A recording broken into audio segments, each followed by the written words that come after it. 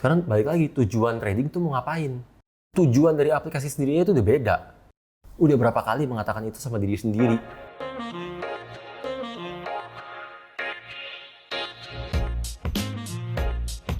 Halo teman-teman, balik lagi dengan kami tim John Paul 77, saya Excel dan pastinya dengan Pak Tito. Halo. Nah, Pak Tito, di video sebelumnya ada salah satu dari teman kita ini yang telah komen kalau misalkan trading style beliau ini nggak cocok dengan TF Kosik yang harus pakai pending order. Nah, saya pribadi itu sama seperti beliau, Pak. Karena apa? Ketika saya melihat market, ketika lihat saya memperkirakan harga, dapat harga yang bagus, saya sukanya itu pencet langsung. Oke. Ya, buat apa pakai pending order kan lama. Nah, bagaimana nasib trader seperti kita ini, Pak? Masa kita harus paksakan dan pindah pakai TF Kosik? Oke, simple lah saya nanyanya. Tradingnya profit atau loss? Ya, kalau begitu ya pasti ada profit sama loss-nya sih, Pak. Bukan, maksudnya overall, secara keseluruhannya total selama ini profit atau loss? Ya, loss. Loss. Terus ngapain masih terusin? Kalau udah jelas-jelas klik langsung, hasilnya ujung-ujungnya loss, ngapain masih terusin? Kita yang jelas-jelas trading for living, kita yang jelas-jelas profit. Yang jadi aplikasi ini sengaja kita desain memang menyesuaikan dengan cara kita trading, dengan gaya kita trading, karena kita yakin dengan cara seperti itu orang akan lebih profit.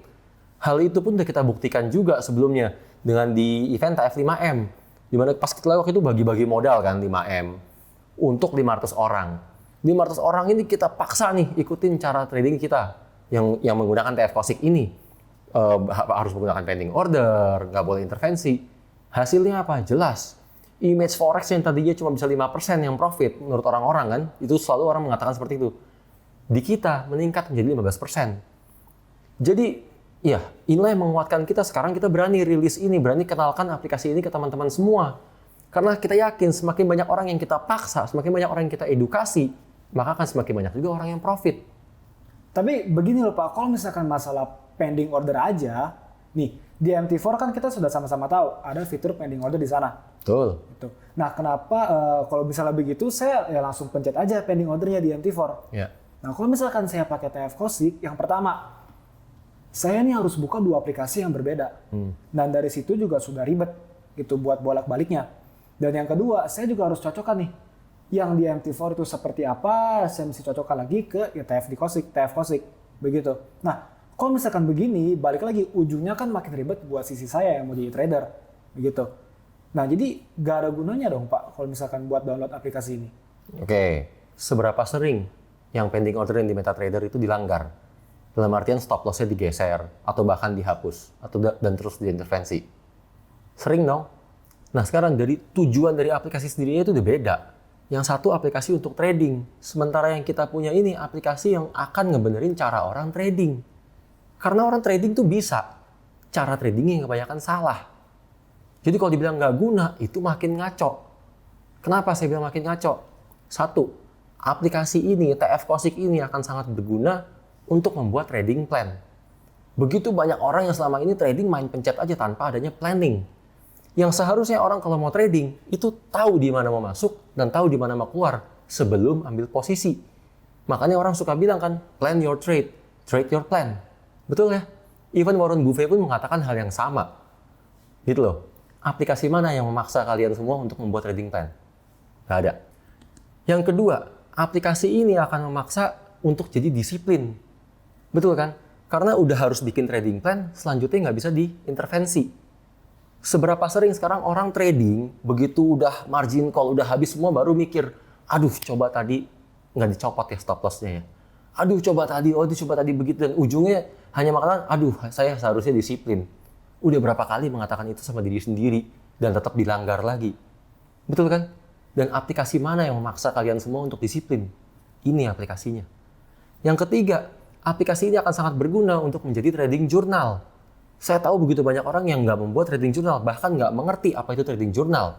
Kenapa saya bisa bilang begitu? Saya udah ngajar 1.000 orang. 1.000 orang ini semua nggak ada yang tahu apa itu trading journal dan nggak pernah membuat trading journal. Maksudnya apa sih trading journal?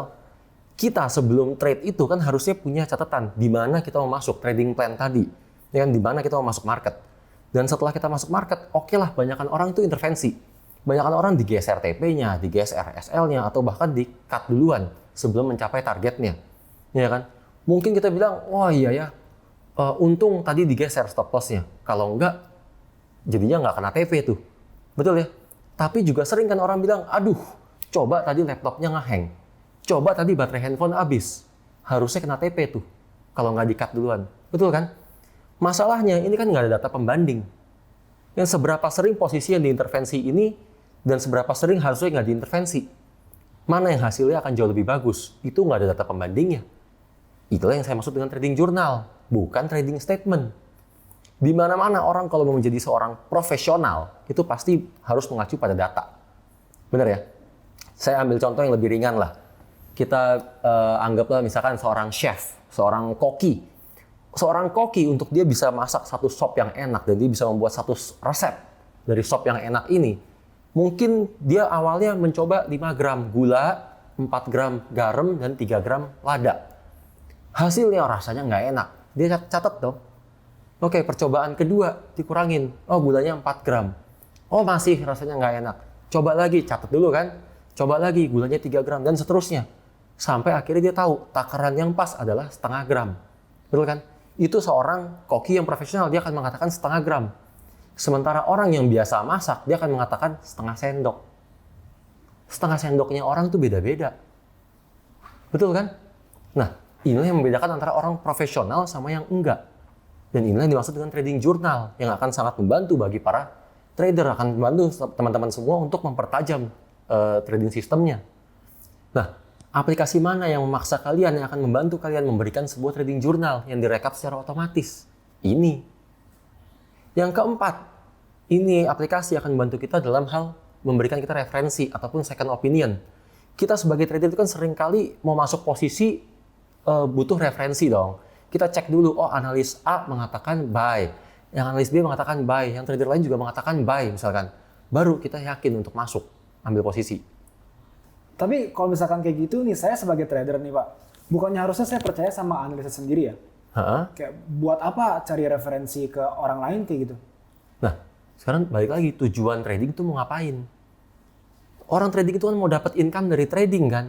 So ngapain peduli? Kebanyakan orang itu salah persepsi. Oh kalau trading harus pakai metode sendiri, harus pakai analisanya sendiri.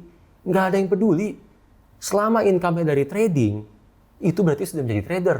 Selama income utamanya dari trading, itu berarti udah trading for living. Sekarang kalau misalkan saya bilang nih, saya pebisnis restoran. Ya kan? Tapi sebenarnya yang saya lakukan adalah saya ambil franchise McD. Saya ambil 20 franchise McD. Lalu orang tanya ke saya, hey Tito, what do you do for a living? Dan saya bilang, ya saya pebisnis restoran. Saya tetap dibilang pebisnis restoran bukan? Iya. Otomatis kan? Siapa yang peduli bahwa itu hanya sebuah franchise? Tetap aja saya memiliki sebuah restoran. Gitu loh, jangan dibikin complicated. Trading for living itu intinya kita mendapatkan income dari trading. Tapi kalau misalkan kayak gitu, saya yang trading style seperti itu ya mesti ubah ke pakai yang TF Kosik dong Pak, benar-benar 180 derajat. Iya, otomatis lah, mesti. Kalau dibilang susah ya karena nggak terbiasa aja lah. Ya kan, balik lagi nih, mau terusin apa yang selama ini dilakukan dan hasilnya loss, atau memulai berubah dari sekarang. Iya kan, di mana-mana yang namanya ngelakuin hal bener itu pasti susah awalnya. Tapi kalau udah ngerasain benefitnya, akan thankful. Sama lah, saya 2 tahun yang lalu juga saya berhenti ngerokok, susahnya minta ampun. Dulu saya kalau main futsal cuma bertahan 5 menit. 5 menit, serius. Sekarang saya bisa bermain 1,5 jam. Saat saya bisa main 1,5 jam, baru saya, oh iya ya, ini toh benefitnya saya berhenti ngerokok. Kalau dari dulu orang suruh saya berhenti ngerokok, saya bilang, enggak, susah. Habis makan mana bisa, dan seterusnya lah. Gitu. Jadi ujungnya cuma balik, ya mau mulai dapat income nggak dari trading? Mau mulai jadi lebih baik atau enggak? Kan? Mau ikutin cara kita atau enggak? Itu aja. Berarti Pak Tito, kalau misalkan dengan cara seperti ini, pertama, saya yang jadi trader itu pasti lebih baik. Iya. Dan yang kedua, saya juga akan dapat income lebih banyak dari analis ini. Nah, itu baru benar. Makanya kenapa di video yang sebelumnya kan saya juga bilang, kalau mau trading pun mendingan copy signal sendiri. Karena kali ini kalau mau copy signal sendiri, pasti disiplin. Salah satu problem orang loss selama ini kan juga karena nggak disiplin, balik lagi nih. Benar kan? Benar. Sudah kalau begitu sudah langsung mendengar langsung dari Pak Tito gitu.